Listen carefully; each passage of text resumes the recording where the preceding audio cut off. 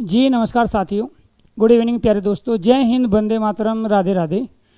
UP police constable, SI, radio operator के तमाम जो एग्ज़ाम प्यारे दोस्तों आपको देने हैं आगे, और इसके साथ जो एसआई का नोटिफिकेशन है वो हो सकता है इलेक्शन के बाद आए, वहाँ आपके ये चीज़ें काम आएगी।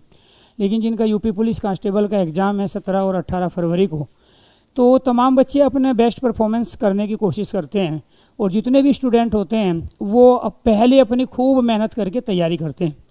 आपने सिलेबस कवर कर लिया, अच्छे तरीके से पढ़ लिया, लेकिन आप परीक्षा में हो, और परीक्षा भी आपकी आज के टाइम में जो है वो अग्नि परीक्षा होती है।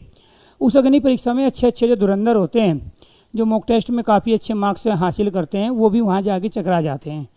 अब अल्टीमेटली ये है कि जहाँ बहुत ज़्यादा वैकेंसी हो वो गोल्डन चांस होता है, उसमें फाइनली हमको सिलेक्शन लेना होता है, वो प्रेशर है।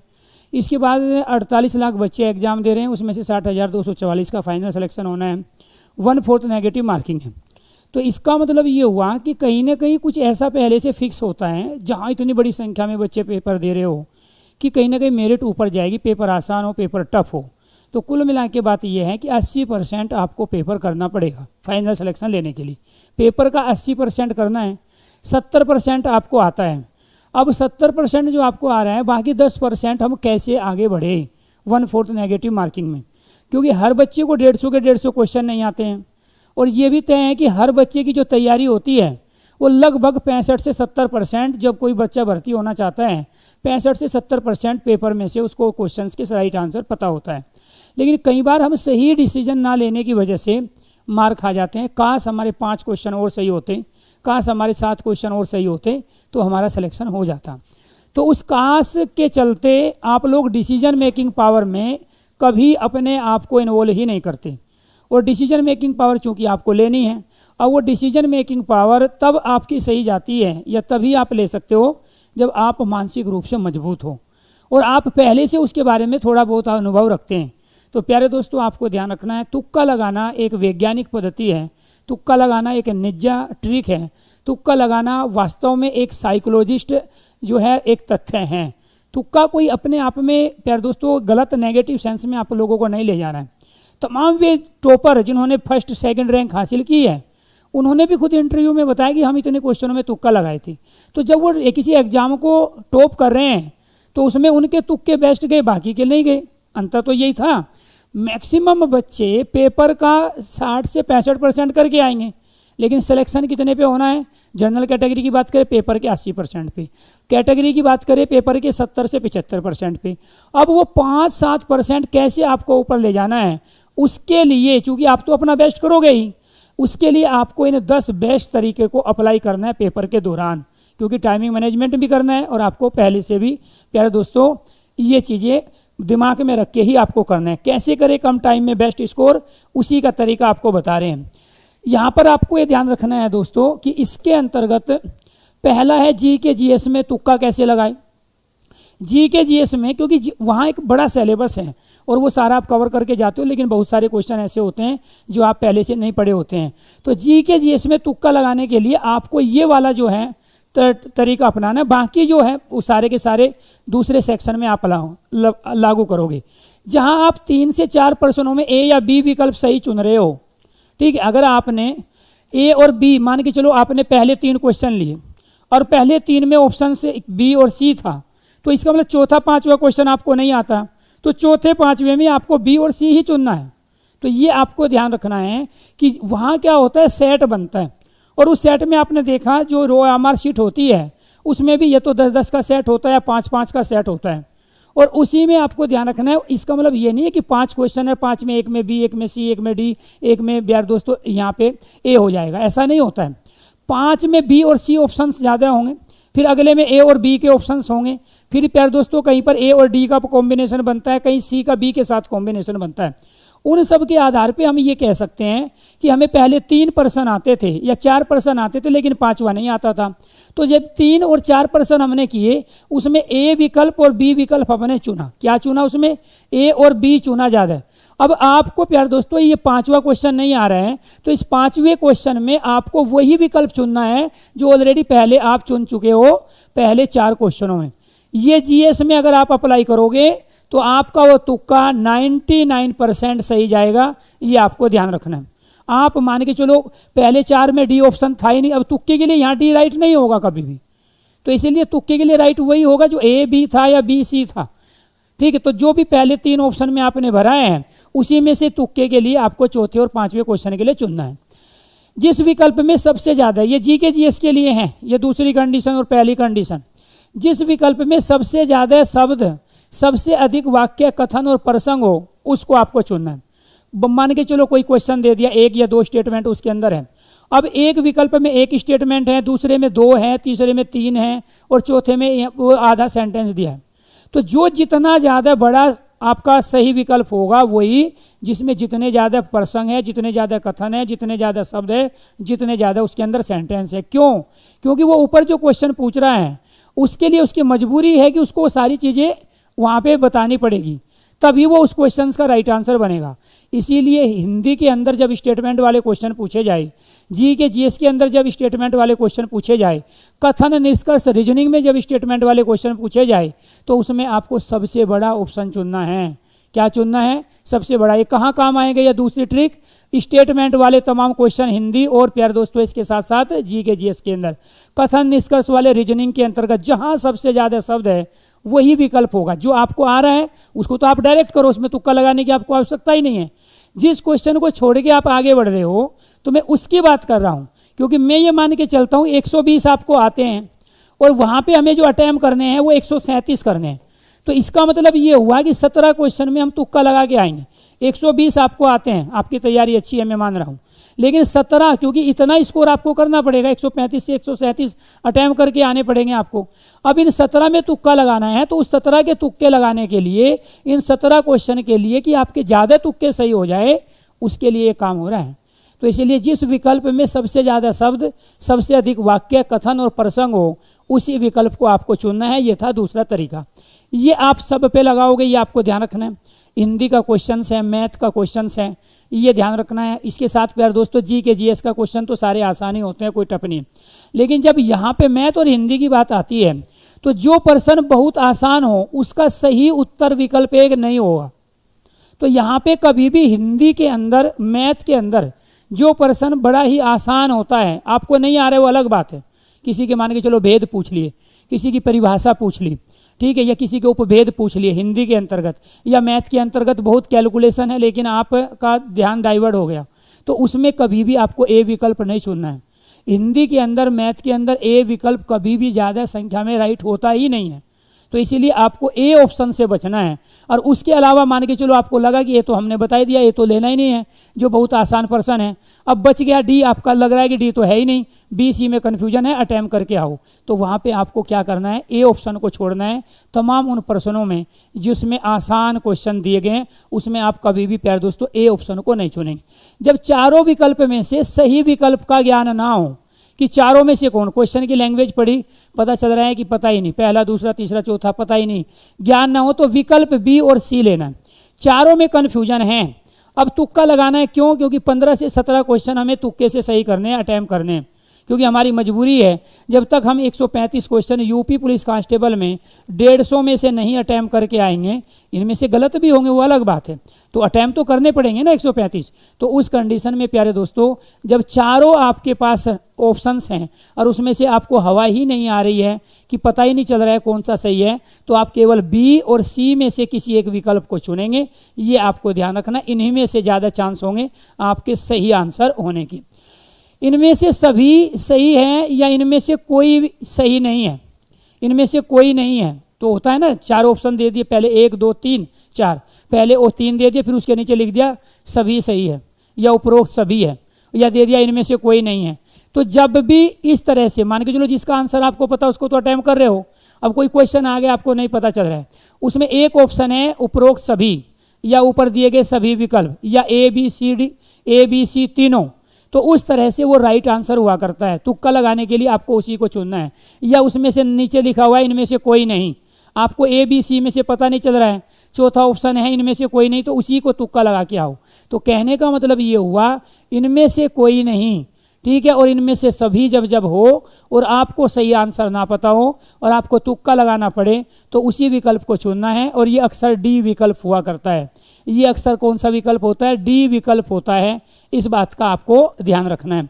सभी पे ये अप्लाई होगा। जिस विकल्प का सबसे अधिक सही आंसर दिए हो, मान के चलो आपने 50 क्वेश्चन किए और 50 क्वेश्चनों में से आपने देखा कि मैंने जब ये OMR शीट में गोले रंगे थे, मैं किस सेक्शन वाइज बात कर रहा हूँ, हिंदी के अंदर, हिंदी के आपने 20 क्वेश्चन कर लिए या मैथ के आपने 20 क्वेश्चन किए हैं, तो उन 20 क्वेश्चन में करीब करीब 12-13 क्वेश्चन का आंसर बी था।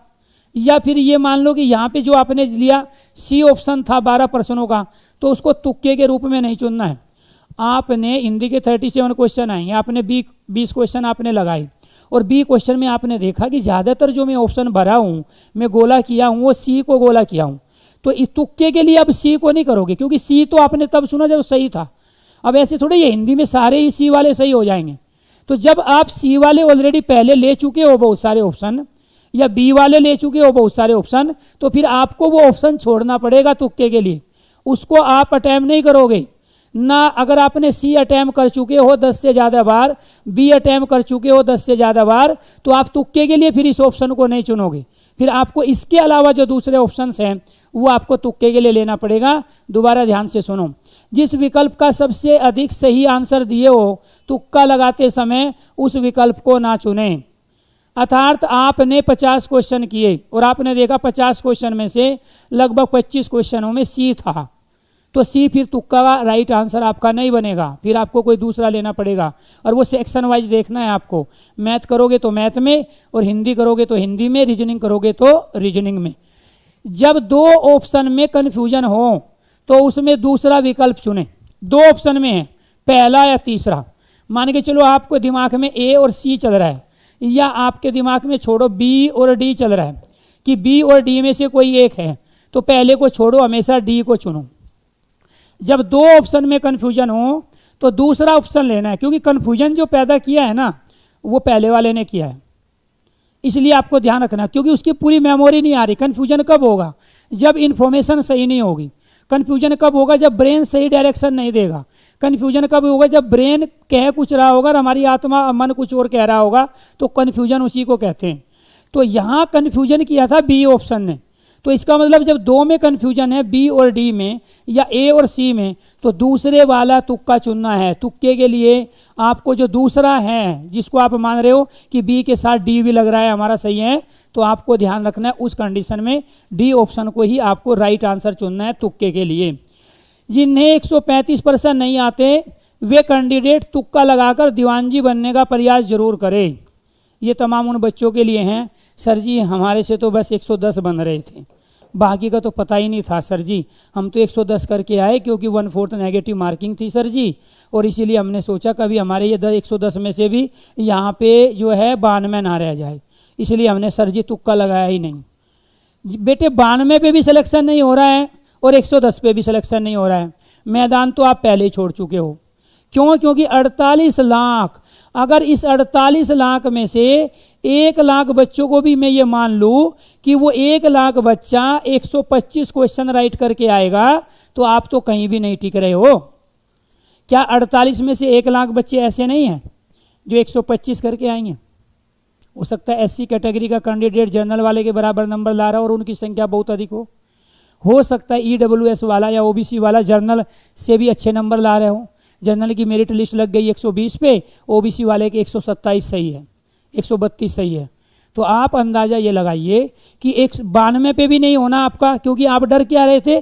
1/4 नेगेटिव मार्किंग है सर जी, हमने सोचा कभी 110 के 92 ना रह जाए। तो आपको ये ध्यान रखना है कि यहाँ पर जो आपको अटैम्प्ट करने 135 करने हैं और वो आपके नहीं जा रहे हैं, तो फिर आपको रिस्क लेना पड़ेगा, तुक्का लेना पड़ेगा, किस्मत को आजमाना पड़ेगा। हो सकता है वो 2024 की 17 और 18 फरवरी आपकी किस्मत की एक बड़ी तिथि हो, तो हो सकता है वो आपका दिन हो। क्रिकेट मैच क्या है, सारे प्लेयर अच्छे होते हैं इसलिए तो टीम में चुने जाते हैं। वो कम से कम 30 बेहतरीन कैंडिडेट में से 11 कैंडिडेट चुने जाते हैं क्रिकेट की टीम में। कबड्डी की टीम में 15-20 बेहतरीन कैंडिडेट में से 60 टीम मैदान में उतरते हैं, तो उनमें से वास्तव में पता नहीं चलता कौन सा किस दिन बढ़िया खेलेगा। अब हमने ऐसा देखा कि कोई नया है तो वो शतक मार जाता है पहले ही मैच में। अब साउथ अफ्रीका की पिच पे कोई खेल रहा है, पता चला जो अनुभवी हैं वो सारे के सारे अपना घर बैठ गए, 2 रन बनाए, 4 रन बनाए, बोल्ड हुए, कैच आउट। उसके बाद कोई नया आया, उसने अपना, तो दिन उस दिन किसका है ये ना आपको पता ना मुझे पता, लेकिन आपको लड़ाई तो लड़नी पड़ेगी, मैदान नहीं छोड़ना है। मैदान अगर छोड़ के पहले बैठ गए तो आप उस 48 लाख की भीड़ में शामिल हो गए। अगर आप मैदान छोड़ के नहीं बैठे तो फिर आप 1 लाख की भीड़ में शामिल हैं। इसीलिए आपको वहाँ पर हाई जोश के साथ पूर्ण पॉजिटिव रह के आपको 135 का स्कोर छूना है। अब उसके लिए आपको क्या करना पड़ेगा, उसके लिए आपके पास वे तमाम चीज़ें होनी चाहिए जिसके आधार पे आपके मैक्सिमम तुक्के सही जाए। मैक्सिमम तुक्के मैं पिछली क्लास में जो बताया था, कैलकुलेशन बताई थी मैंने, अगर आप 20 क्वेश्चन में तुक्का लगा रहे हो और 5 आपके सही है और 15 आपके गलत हैं तो भी घाटा नहीं है आपको तुक्का लगाने में। अगर आपने 20 में तुक्का लगाया है, 20 क्वेश्चन का आंसर में तुक्का लगाया है और उसमें से 5 आपके सही है, तो 5 अगर आपके सही हैं तो इसका मतलब 10 अंक आपको मिले हैं। कितने अंक मिले हैं? 10। अब यहाँ पे हमने मान लिया, इतनी खराब किस्मत नहीं है कि आपके प्यारे दोस्तों यहाँ पे 15 हमने मान लिया आपके गलत है, तब भी हमारा हिसाब लगभग बराबर बैठेगा। तो यहाँ 15 लगाने पे जो 15 लगाए थे तो 4 चौक 16, 4 क्वेश्चन आपके कटे, 5 आपके सही थे तो 4% आपके कटे, 1% के अभी भी आप फायदे में हों। हमने मान लिया 16 गलत कर दिया आपने, तो जब 16 गलत है तो इसका मतलब 4 सही कटेंगे ना, और 5 आपके सही हो गए, 1% अभी भी फायदे में है, 2 अंक अभी भी आपके खाते में हैं। कुछ समझ में आया? हमने 20 क्वेश्चन में तुक्का लगाया, उसमें से 5 सही, हमने हमारे 21 में तुक्का लगाया, 5 उसमें से सही थे। उसमें से कितने सही थे? 5 उसमें से सही थे। 21 में तुक्का लगाया, 16 हमारे गलत थे। अब जब ये हमने 16 गलत किए तो 4 क्वेश्चन जो सही थे वो हमारे माइनस होंगे, लेकिन इधर हम 5 सही कर रहे हैं तो 1 क्वेश्चन हमारा फिर भी बच गया, 4 हमने इसी में से काट लिए, ठीक है। 1 क्वेश्चन हमारा फिर भी बच गया, 2 अंक फायदे में हैं हम इतना। लेकिन इतनी खराब किस्मत किसी की नहीं होती, ये 50-50 होता है, ये 50-50 होता है। 10 सही 10 गलत, 10 गलत होने पर 3% जाएंगे, ये आपको ध्यान रखना है। आपके किस में से जाएंगे? जो तुक्के से 10 सही किए, 7 फिर भी बच गए, 7 दूनी 14, 14 अंक का फायदा हो गया। अभी भी 14 नंबर का फायदा है, अभी भी। बात समझ रहे हो? मैदान नहीं छोड़ना है। वहाँ पे 135 के आसपास, ये 132 भी हो सकते हैं, ये 137 भी हो सकते हैं, लेकिन 147 नहीं हो सकते और ये 127 भी नहीं हो सकते। तो इस तरीके से आपको प्यारे दोस्तों वहाँ पे तैयार करना पड़ेगा अपने माइंड को पहले से। कठिन सवाल में विकल्प ए ना चुने। कोई भी कठिन सवाल हो और आसान सवाल हो, उसमें कभी भी ए विकल्प होता ही नहीं है। तुक्का लगाने के लिए बहुत डिफिकल्ट क्वेश्चन है। क्वेश्चन की लैंग्वेज से पता चल रहा है कि ये मेरे से तो हुआ ही नहीं, मेरे जैसे बहुत से नहीं होगा। आपको पता होता है, अपना लेवल पता, अपने साथ वालों का लेवल पता है, क्योंकि सारे बच्चे कौन पेपर दे रहे हैं? मान के चलो 18 से लेके 28 साल वाले पेपर दे रहे हैं, तो 18 से 28 साल वालों का जो IQ लेवल है, उनकी जो बुद्धि लब्धि है, वो लगभग समान है। वो समान है। आपका कंपटीशन टीचर से थोड़ा ही है, आपका कंपटीशन स्टूडेंट से है। तो जो डिफिकल्ट चीज़ आपके लिए है वही इस 28 साल वाले के लिए भी है। तो उस कंडीशन में आपको जो सरल होगा, आसान प्रश्न होगा, बहुत डिफिकल्ट होगा, उसमें तुक्के के लिए कभी भी ए ऑप्शन को ना चुने। वहाँ ए ऑप्शन कभी तुक्के के लिए नहीं होता है।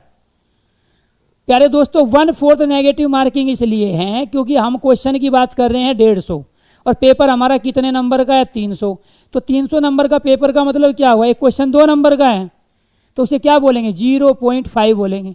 जब हम अंकों को देख रहे हैं तो 0.5 नेगेटिव मार्किंग, और जब हम क्वेश्चन की बात कर रहे हैं तो 1 ये हुआ नट। इसका क्या होता है? 0.25 क्या हो गया? 0.5। तो जब आप अंकों की बात करते हो तो 0.5, और जब आप प्रश्नों की बात करते हो 1/4। तो ये आपको ध्यान रखना है कि इस कंडीशन में क्या है। अभी तो आपको यही नहीं पता कि नेगेटिव मार्किंग कितनी है। अब आप भी भर्ती होना चाहते हैं, समस्या बस यही है। कठिन सवाल में विकल्प ए ना चुनें। जहाँ विकल्प में कोष्टक चिन्ह लगा हो, मान के चलो कोई शब्द दे दिया, यहाँ शब्द आ गया, कोई क्वेश्चन दिया, उसके एक ऑप्शन में दे दिया यहाँ सन्निधि दे दिया। क्या दे दिया? सन्निधि शब्द दे दिया। अब इस सन्निधि का आपको मीनिंग पता ही नहीं है। अब इस सन्निधि के यहाँ कोष्टक में बाकी किसी विकल्प में कुछ दिया ही नहीं है और इसमें दे दिया अत्यंत निकटता। तो जो क्वेश्चन दिया है ना, बाकी 3 विकल्प में कोई कोष्टक में है ही नहीं, लेकिन यहाँ सन्निधि के कोष्टक में दिया अत्यंत निकटता। तो जो भी कोष्टक देगा उस कोष्टक वाले ऑप्शन को ही तुक्के के रूप में चुनना है, क्योंकि उसकी मजबूरी है कि सन्निधि का अर्थ यहाँ पे बताना। अदरवाइज ये अनेकार्थी शब्द हो सकता है, ये जीएस में भी होगा, ये रीजनिंग में भी हो सकता है, हिंदी में तो बहुत होता है। तो हिंदी और जीएस में जब भी कोष्टक में कुछ दिया हो, ओबलिक लगा के ऐसे करके दिया हो, अब उसने कोष्टक नहीं दिया, उसने यहाँ कोष्टक के स्थान पे क्या लगा दिया, ओबलिक लगा दिया। अब ये भी दिया है, ये भी दिया है, तो यही राइट आंसर होगा तुक्के के लिए। ओबलिक जहाँ लगा होगा या फिर कोष्टक जहाँ लगा होगा, उसकी मजबूरी है, अगर ओबलिक लगा के कोष्टक लगा के इसका जस्टिफिकेशन नहीं देगा तो वो रॉन्ग क्वेश्चन बन जाएगा, या तो वो हटाना पड़ेगा या सबको नंबर देने पड़ेंगे। इसीलिए फिर 10वां विकल्प आपका था कोष्टक और ओबलिक लगा के आप अपनी बाजी जीत सकते हो। जहाँ किसी विकल्प में 1 व 3 सही है या ए व बी दोनों सही है तो तुक्के में उसको चुनो। जो राइट आपको आता है वहाँ तो तुक्के की कोई गुंजाइश ही नहीं है, वहाँ तो आप डायरेक्ट करके आओगे। अब आपके बन रहे थे 115 और पहुँचाने हैं 135, तो 20 में तुक्का लगाना पड़े तो लगा के आओ, फ़ायदा होगा, इस चीज़ को मैं बता रहा हूँ। ठीक है, तो यहाँ पे जहाँ ऑप्शन में दिया है ए व बी दोनों सही है या ए व सी दोनों सही है, ए व डी दोनों सही है, या फिर जहाँ विकल्प में दिया है 1 और 3 सही है, ठीक है, केवल 1 सही है, केवल 2 सही है, तो जहाँ 2 ऑप्शंस दिए हो तो वो वाला सही लेना है। एक में दे दिया केवल 1 सही है, एक में दे दिया ए और तीसरा सही है, तो वही सही होगा, केवल 1 वाला सही नहीं होगा। तो ये आपको ध्यान रखना है। वो 4 ऑप्शन जो दिए हैं ऑब्जेक्टिव टाइप में, जो क्वेश्चंस बैंक बनती है, वो क्वेश्चंस बैंक बनाने वाले साइकोलॉजिस्ट ही तुक्का लगाने की वैज्ञानिक पद्धति बता सकते हैं। अगर आप में से किसी ने एमएड की है तो आप उससे पूछना। एमएड के दौरान पूरा एक पेपर होता है क्वेश्चन बैंक को बनाने के लिए, और उसमें हर तरह के क्वेश्चन सिखाए जाते हैं, कैसे बनते हैं ऑब्जेक्टिव टाइप, जिसको हम वस्तुनिष्ठ कहते हैं, मल्टीपल चॉइस, अति लघु उत्तरीय, विस्तृत, निबंधात्मक प्रश्न, उन सब के तरीके बताए जाते हैं कि उनके पीछे का लॉजिक क्या होता है। उसका एक ब्लूप्रिंट तैयार कराया जाता है क्वेश्चन का, और वो ब्लूप्रिंट क्या होता है, वो साइकोलॉजिस्ट जो होते हैं, क्वेश्चंस दिए, उसके ऑप्शन दिए, उसके आधार पे उसकी मजबूरी है, वो चीज़ मैं आपसे शेयर कर रहा हूँ। आप इसको वो मत मानोगे तुक्का मतलब ये है कि आपने कहीं पत्थर उठा के फेंक दिया और वो जाके निशाने पे लग गया, ये वो तुक्का नहीं है। ये तुक्का वैज्ञानिक पद्धति के आधार पे बताया गया है, इसके तमाम पीछे के लॉजिक आपको बताए गए हैं। तो ये आपको ध्यान रखना है कि जहाँ किसी विकल्प में 1 व 3 सही है, जहाँ तो लिखा केवल 1 सही है वो नहीं होगा, केवल 2 सही है वो भी नहीं होगा, केवल 3 सही है वो भी नहीं होगा, जहाँ 2 आ जाए, 3 आ जाए, जहाँ ए और बी दोनों सही आ जाए, वो वाला विकल्प सही हुआ करता है। इस चीज़ का आपको ध्यान रखना है प्यारे दोस्तों। ये थे, मैंने 10 का वादा किया था और 11 तुक्के आपको बता दिए। कितने का वादा किया था? 10 का। जितना कमिटमेंट करूँगा उससे 1% ज़्यादा आपके लिए खरा उतरूँगा। तो ये आपका टेलीग्राम है, इस टेलीग्राम पे आप ज्वाइन कीजिए, तमाम चीज़ें आपको मिलेगी। वो टेस्ट पेपर भी जो आज आगरा में दिया गया है। मैं प्यारे दोस्तों 8:30 बजे क्लास लेके निकला, 9:30 बजे 12:30 आगरा पहुंच गया, आप लोगों के बीच में था, तमाम बच्चे आगरा में मिले, बहुत खुशी हुई, बहुत ही मेहनत करे। संडे को भी लाइब्रेरी में हमें कोई भी सीट खाली नहीं दिखाई दी।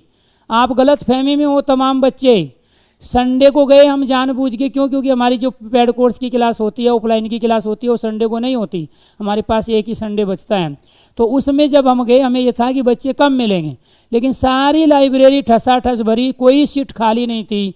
हर लाइब्रेरी में यूपी पुलिस का ही माहौल था।